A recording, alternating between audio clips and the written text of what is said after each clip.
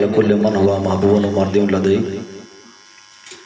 صلاة تبقى وتدوم بدوام ملك الحي القيوم وأشهد أن لا إله إلا الله وحده لا شريك له ونشهد أن محمدا عبده ورسوله أما بعد فأعوذ بالله من الشيطان الرجيم بسم الله الرحمن الرحيم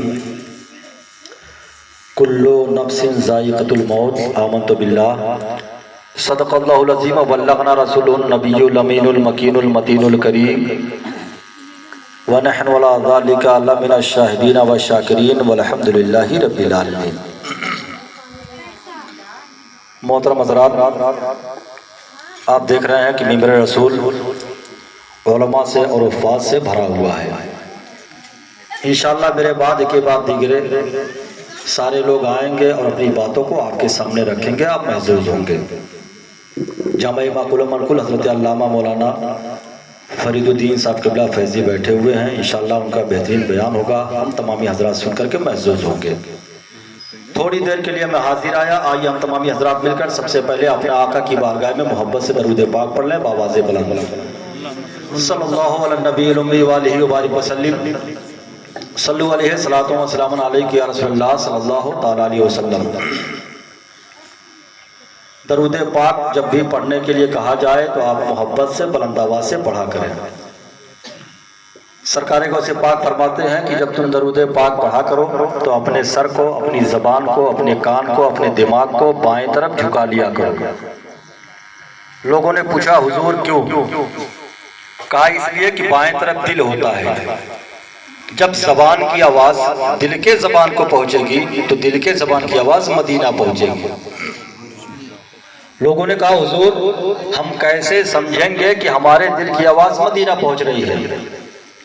سرکار غوث پاک فرماتے ہیں کہ جب تم اس طرح سے درود پاک پڑھنا شروع کر دو گے، 40 دن نہیں گزریں گے تمہارے دل میں میٹھا میٹھا درد پیدا ہوگا۔ جب یہ درد پیدا ہو جائے تو سمجھ جانا کہ ہمارے دل کی آواز مدینہ پہنچ رہی ہے۔ اس لیے جب بھی کہا جائے تو آپ محبت سے بلند آواز سے پڑھا کریں۔ ایک بار آئیے ہم تمامی حضرات مل کر محبت سے اپنے آقا کی بارگاہ میں درود پاک پڑھ لیں۔ صلی اللہ علی النبی الامی وآلہ وبارک وسلم، صلو علیہ الصلوۃ والسلام علیک یا رسول اللہ صلی اللہ تعالی علیہ وسلم۔ یا رسول اللہ زندگی دی ہے تو جینے کا سلیقہ دینا، پاؤں بخشے ہیں تو اندازے سفر بھی دینا، اور گفتگو تو نے سکھائی میں تو گونگا ہی تھا، گفتگو تو نے سکھائی میں تو گونگا ہی تھا، اب جو بولوں تو باتوں میں اثر بھی دینا، اب جو بولوں تو باتوں میں اثر بھی دینا۔ سامعین کرام، آپ بخوبی جانتے ہیں کہ آج کی یہ محفل ایصال ثواب کے تعلق سے رکھی گئی ہے۔ رب قدیر کی بارگاہ میں دعا مولا مرحومہ کی مغفرت فرمائے اور ان کے قبر کو تا حد نگاہ کشادہ فرمائے۔ حضرات، پروردگار کلام پاک میں فرماتا ہے کلو نفس ذائقۃ الموت، ہر نفس کو موت کا مزہ چکھنا ہے۔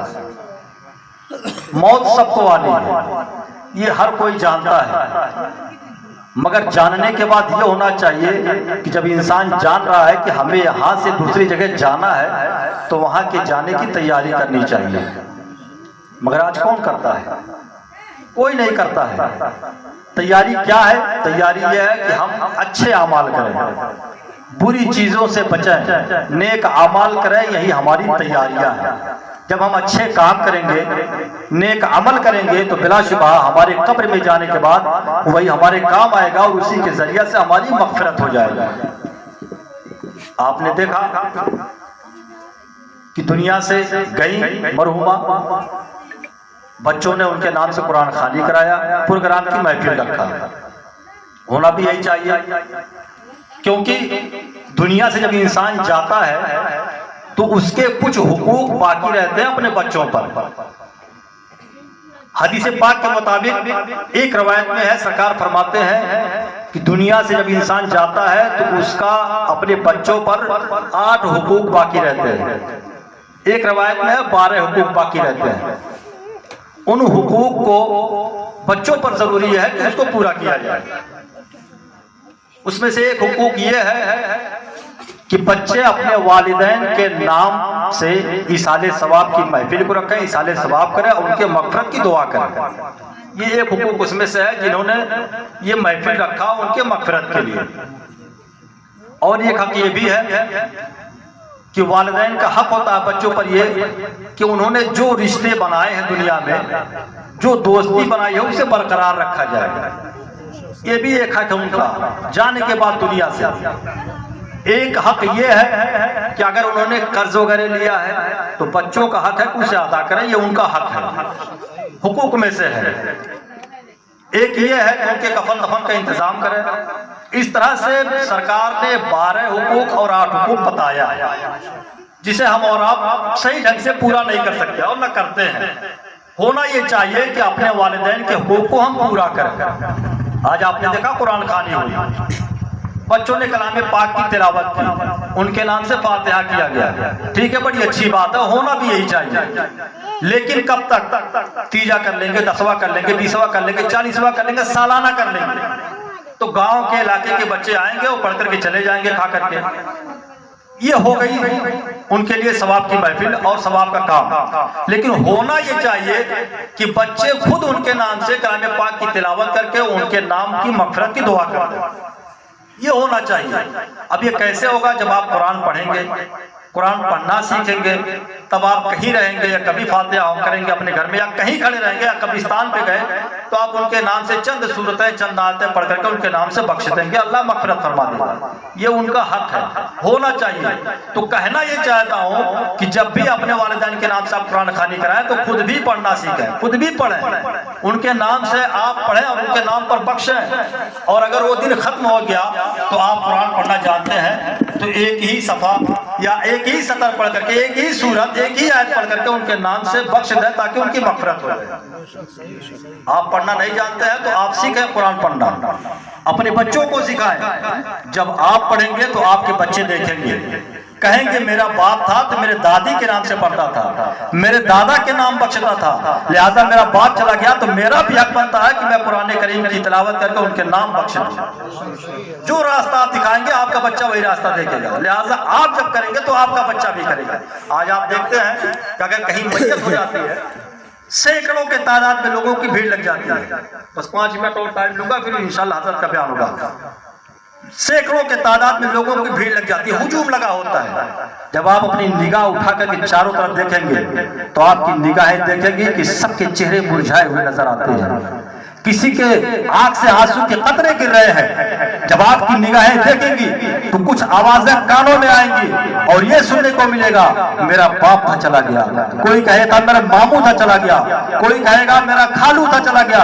اس طرح سے لوگ طرح طرح کی باتیں کہہ کر کے روتے ہیں، مگر ایسی ماحول میں، ایسے وقت میں جب آپ اپنے بچوں کو قرآن کی تعلیم دیں گے، دینی تعلیم دیں گے تو بلا شبہ جہاں سینکڑوں لوگ کھڑے ہو کر کے آنسو کے قطرے گرائیں گے، وہی آپ کا بیٹا آگے بڑھ کر کے آپ کے سرہانے کھڑے ہو کر کے چند سورتوں کو، قرآن کی آیتوں کو پڑھ کر کے رب کی بارگاہ میں ہاتھ کو اٹھا دے گا، اے میرے مالک یہ میرا باپ تھا، اے میرے مالک یہ میری ماں تھی، یہ ان پڑھ تھی، یہ گوار تھی، یہ کچھ جانتی نہیں تھی، مگر میرے مالک اس نے مجھے قرآن سکھایا تھا، اس نے مجھے جو دین کی تعلیم دی تھی۔ اے پروردگار عالم میں تیرے کلام پاک کے صدقے میں دعا کرتا ہوں تو اپنے کلام پاک کے برکت سے میرے باپ کی مغفرت فرما دے، میری ماں کی مغفرت فرما دے۔ جیسے یہ جملے زبان سے نکلیں گے پروردگار فرشتوں سے فرمائے گا، اے فرشتوں دیکھ لو تم کہتے تھے انسان دنیا میں جائے گا، قتل و غارت کرے گا، فتنہ فساد کرے گا، لڑائی کرے گا، جنگ کرے گا، مگر میرے فرشتوں دیکھو یہ میرا بندہ میرے حضور کھڑے ہو کر کے میرے قرآن کی تلاوت کر رہا ہے، میری بولی کو بول کر کے میری بارگاہ میں اپنے ہاتھ کو اٹھا رہا ہے اور کہہ رہا ہے میرے باپ کی مغفرت فرما دے۔ اے میرے فرشتوں گواہ ہو جاؤ، جس کا بیٹا دنیا میں رہ کر کے زمین پر رہ کر کے مجھے رحمان الرحیم کہہ رہا ہو، غفور الرحیم کہہ رہا ہو، میری رحمت کو یہ گوارا نہیں کہ میں اس کی ماں کو، اس کے باپ کو قبر میں عذاب دوں، ایسا نہیں ہو سکتا۔ اے میرے فرشتوں جاؤ اس کے قبر کو جنت کے باغوں میں سے اللہ